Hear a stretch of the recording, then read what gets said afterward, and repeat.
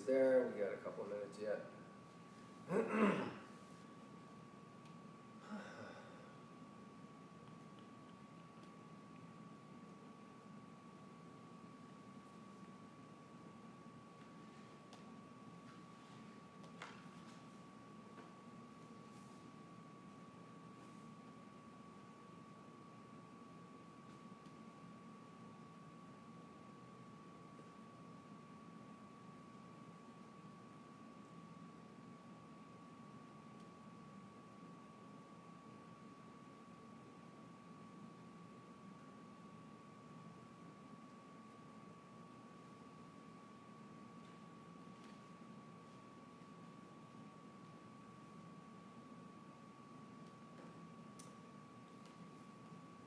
Hi there. We have another minute or so before we begin.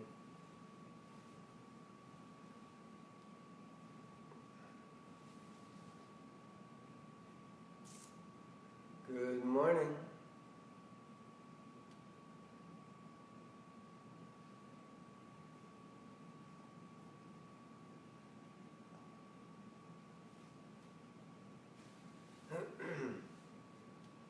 Well, hi everybody.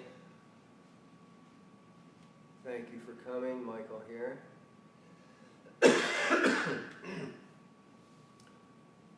We're going to do a 30-minute session here. Some of it will be meditation. I'll be talking to you up front about a couple things. And let's just get started. I wanted to talk to you about your subconscious mind, your autonomic nervous system, your thoughts and your feelings. And the reason is it's because they're all connected. I'm going to read a couple things excuse me, to you from the book The Great Within by Christian Larson, and perhaps from Feeling is the Secret by Neville Goddard.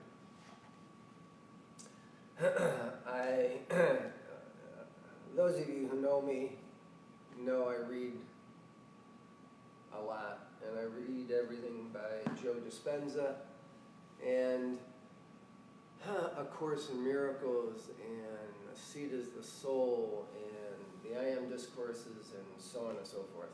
And I pull from all these different things, and they're all saying a lot of the same thing. Very, very different languaging, but a lot of the same thing. So from Christian Larson, let me read this. The subconscious mind does not obey what it is told, it obeys what is impressed upon it. Okay? The idea that predominates in your mind while your subconscious is being directed is the idea that will be impressed. More so, the feeling. Because the subconscious mind only communicates via feelings. The conscious mind only communicates via ideas and thoughts. Subconscious mind, feelings. You are run. You, that which is you, is totally operated by your subconscious mind. 95% of what you do is subconscious. Your reactions, just by the name, by the word itself, are all subconscious. So anytime you react, you do it like that, it's without thought, it's coming from your subconscious program. A program that was initially, your subconscious mind, initially programmed by others, but now you're an adult, you own it, and if you don't like it, you have to change it. And it's not a matter of changing your thoughts, it's a matter of changing your feelings, because the feelings are what communicate to your subconscious mind. Yeah, it's changing your thoughts also. So, the idea that predominates in mind while the subconscious is being directed is the idea that will be impressed. Therefore, negative desires will impress the subconscious mind to do the very opposite of what is desired by the desire. This will become more clear. To direct the subconscious to remove sickness, this was written in 1907, and this is so applicable. To direct the subconscious to remove sickness is to impress the idea of sickness. Because the mind thinks principally of sickness. If you're focused in on getting rid of the flu or a cold or this ailment or that disease, then you're focused in on that ailment or that disease.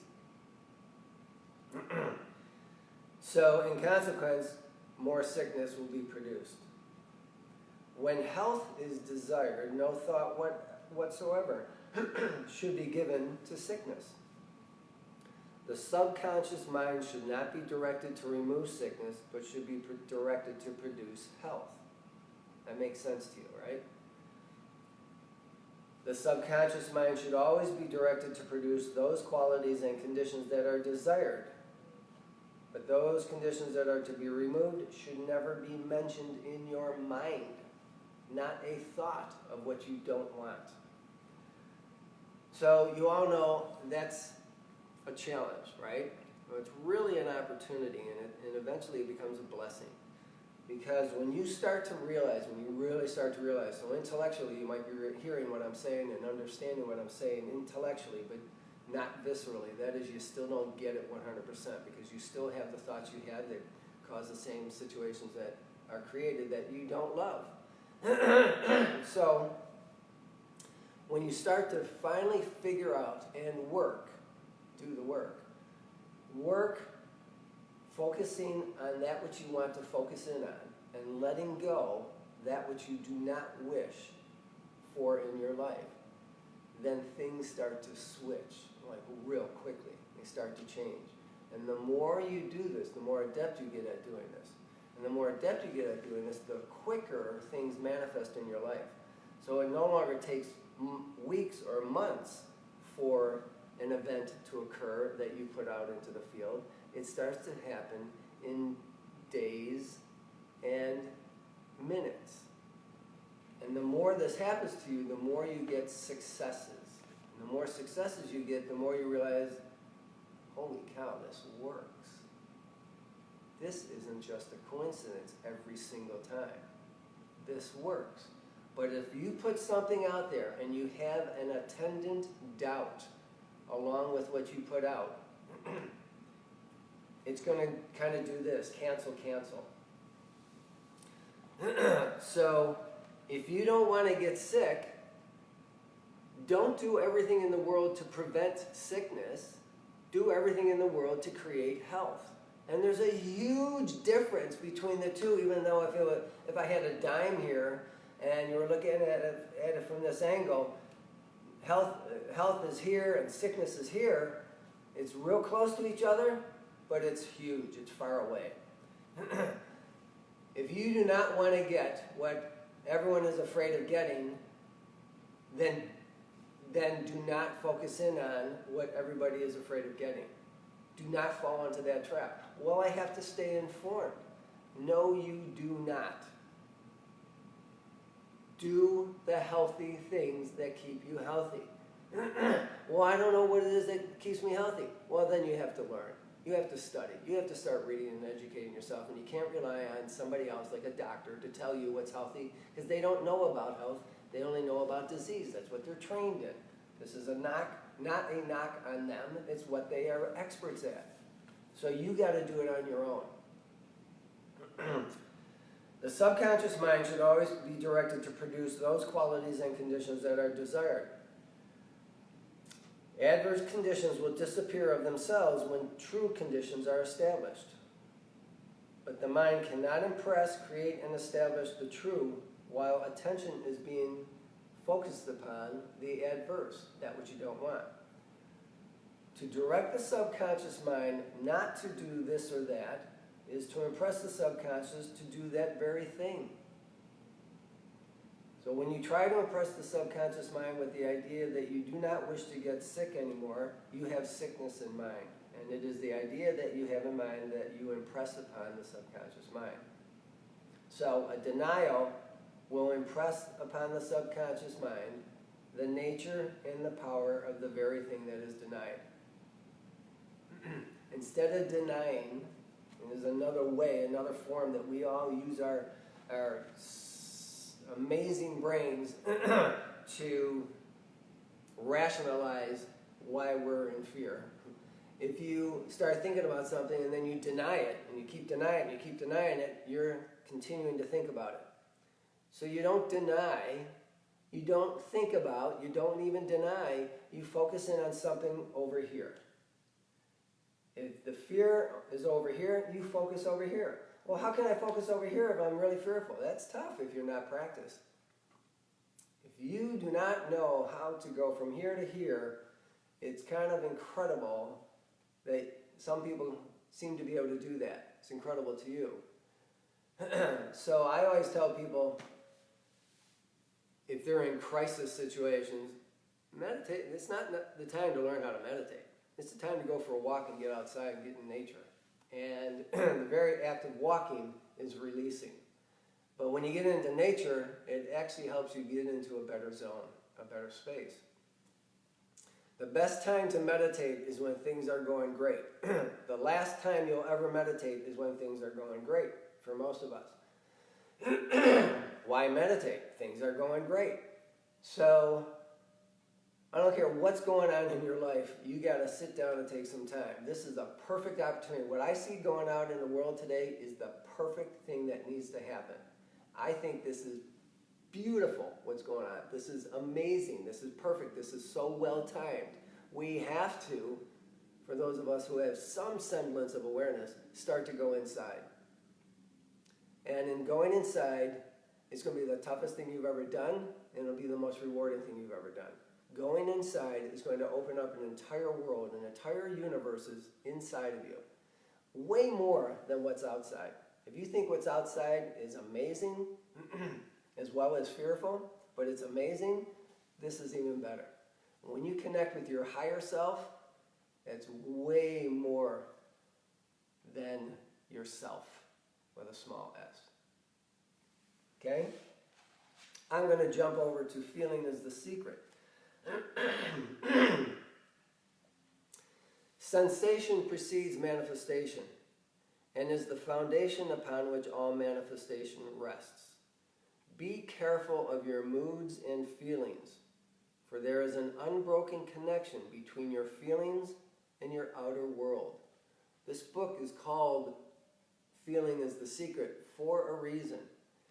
This book here that I was just reading from, The Great Within, states unequivocally that feeling is the key. Feeling is the key. I don't care how smart you think you are or how brilliant you are acclaimed to be. Who cares? If you don't have it here, then you don't have it. And this is the heart-mind, not just the heart. This is the heart-mind. In scientific circles, they call this the heart-brain, because there's a brain here. There's a brain with every major chakra in the body. Okay? So, yeah, an actual brain and an entire nervous system with every major energy center in the body. So, if you want to get anything down right, start connecting here. A lot of you are connected here. This is not where it's at. This is a result of this. And by the way, science proves that. You get this coherent, the brain then becomes coherent, and then the brain, yes, does signal the entire rest of the body. And you go from beta, high beta brain waves, like frazzled, to alpha and theta, peaceful, that walk in the woods. Okay? Your body is an emotional filter and bears the unmistakable marks of your prevalent emotions. Emotional disturbances, especially suppressed emotions, are the causes of all dis-ease. To feel intensely about a wrong without voicing or expressing that feeling is the beginning of dis-ease in both mind and body. Do not entertain the feeling of regret or failure, for frustration or detachment from your objective results in dis-ease. I'm going to read that last sentence again. Do not entertain the feelings of regret or failure or sympathy for another or frustration or anger or hatred. I know someone who loves to hate, and she justifies it because a lot of other people hate the same person. And the only thing that creates is hatred within. And it creates more. It creates hatred out there. And everybody gets affected by that. So, how do we turn this around? We're talking about we're talking about your subconscious mind. We're talking about a lot of what you don't want to do. Now we got to change that because we're going to go into meditation, and you want to be able to focus in on that which you choose rather than that which you don't choose. So, again, taking today's environment where people are afraid, and it's only just one other instance of who you are being afraid or not being afraid. I personally think what's going on is the greatest thing in the world. Finally, some people are going to wake up. Okay? Other people are so afraid that that's where they go. That's all they know how to do. So focus in right now before we even close our eyes and start meditating. Start to choose something. Pick something that lifts you up. And if you're not practiced in doing this, you have to draw upon a memory, a happy memory, a joyful memory, a memory in which you were laughing and you're split in your gut and your cheeks were hurting type of memory. But it's not just the memory intellectually. You got to bring that into the body because your body is your barometer. Okay? Your body is your telltale. And in poker, we'd say your body is your tell. So you got to feel that memory you're going to now choose. You have to feel it, not just a little bit. You got to feel it so that it expands this way, and with depth. So much so that every part of you starts to tingle. You want this entire body to be vibrating when you're in meditation. It doesn't happen right away, and because it doesn't happen right away for probably many of you, it doesn't mean, oh, I can't do this. No, that's a practice. I had to practice that. Okay, I can close my eyes. I don't even have to close my eyes anymore, but I can bring to mind, and hence body, a feeling that elevates me. And that's what I want to be able to do every time I meditate. So, can you do that? You got something in mind? Something in mind that's really going to grab you and pull you in? And you're doing this on purpose. It's not like when you're meditating, your mind wanders and all of a sudden you're off somewhere because you got pulled in by a thought and you took off and it's not even a thought that's uplifting. No, now you're directing your conscious mind to influence your subconscious mind by going to a memory and feeling the feeling of that memory. And once you feel the feeling of that memory, you're letting go of the memory itself and just hang on to the feeling, the uplifting feeling. Now, you are invariably going to take off again. Take off. Get distracted. You come back, you recreate the feeling. Okay? That's just one part of it, an elevated emotion. But what are you doing when you're in meditation? What is your focus? I can't tell you that. I mean, I can give you generalities. But you have to have a clear intention. You have to have a focal point. What is your clear intention for today's meditation? And remember, it's not what you don't want, because then you're going to bring in that which you don't want, magnified, multiplied. Focusing on something you choose to be. Because whatever it is, let's say you're doing a meditation for someone else's health. You have to be healthy to help somebody else become healthy. You cannot approach this from want, from hope. You got to approach this from, this is already a done deal. I know this is a done deal. You got to approach it from such a high level of confidence that you have gratitude that it's already happened. Because gratitude is the ultimate signature of receivership. You are gracious, or not gracious, but you feel gratitude when you are given something. Okay? But now you want to feel gratitude before you're given that something. This is the quantum method of meditating. You want to imagine that it's already done. And through that imagining and feeling that it's already done, it produces that manifested idea, that clear intention.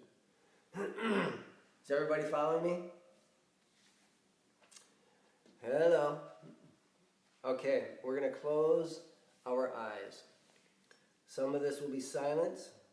Some of this will be guided.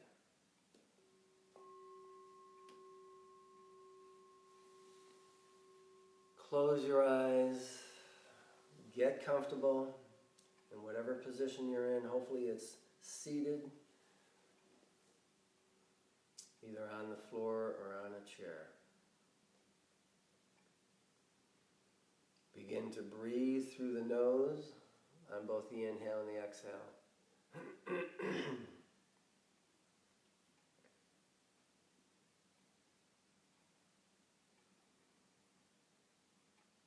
The breath is smooth. Start to deepen it. Bring it down into the belly so that on the inhale the belly expands as well as the chest expands.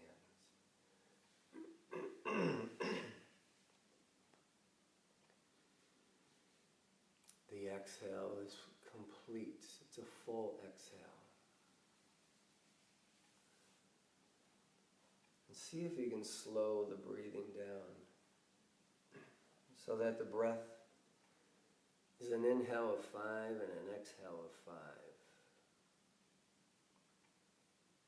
A slow count.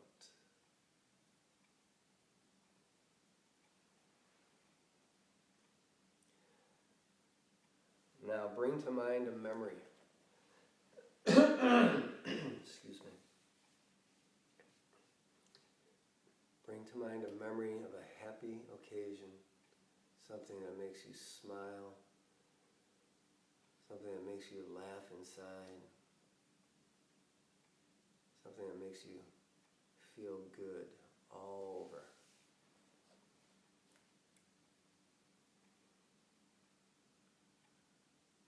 Go into that and feel it.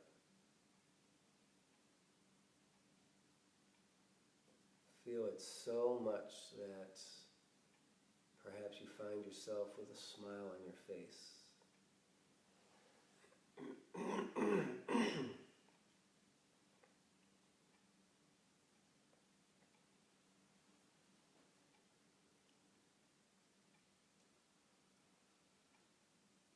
Just sitting there, feeling the feeling.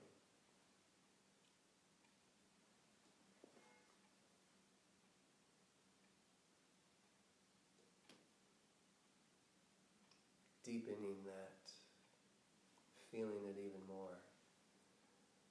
Letting it flow through the body. Perhaps your body begins to tingle or buzz. Letting the memory go, yet feeling the feeling.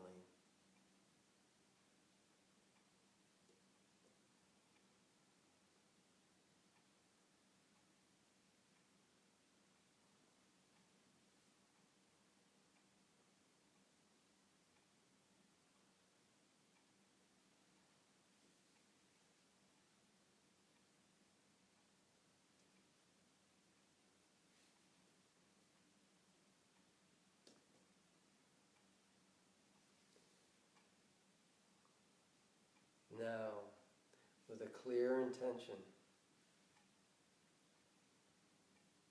and that elevated emotion, put something out to the field.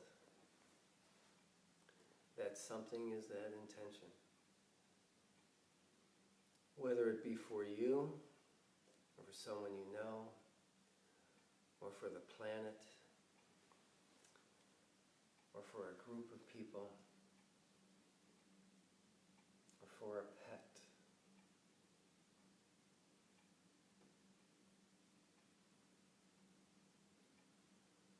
Maintaining that elevated state,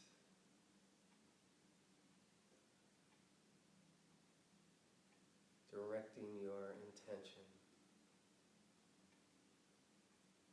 with such clarity.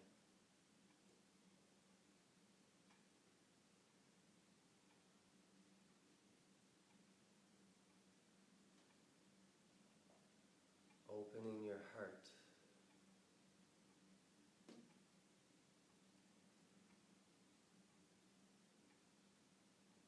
Changing your world.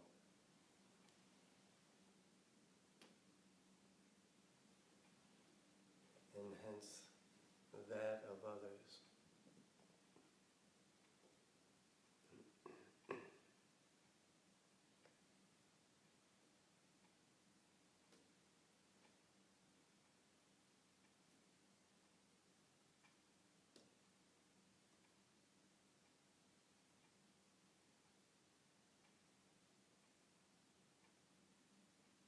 Stay in the moment. Feel that energy.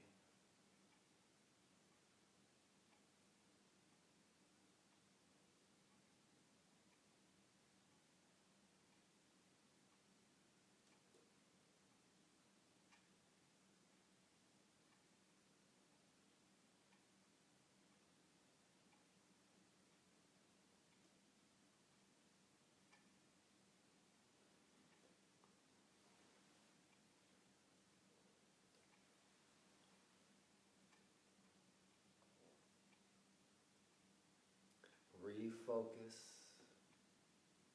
Come back to your intention. Feel uplifted. Keeping your heart open.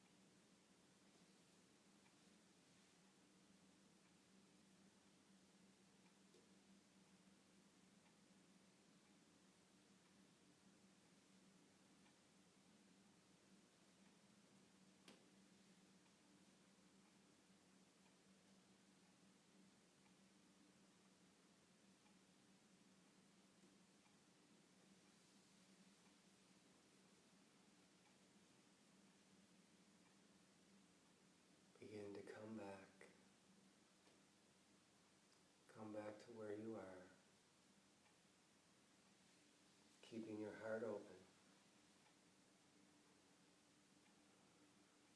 Remembering that a clear intention is necessary to send the electrical signal out. And the elevated emotion generates the feeling that magnetically pulls that event back into your life. So the thought carries the signal out and the feeling brings the event back in.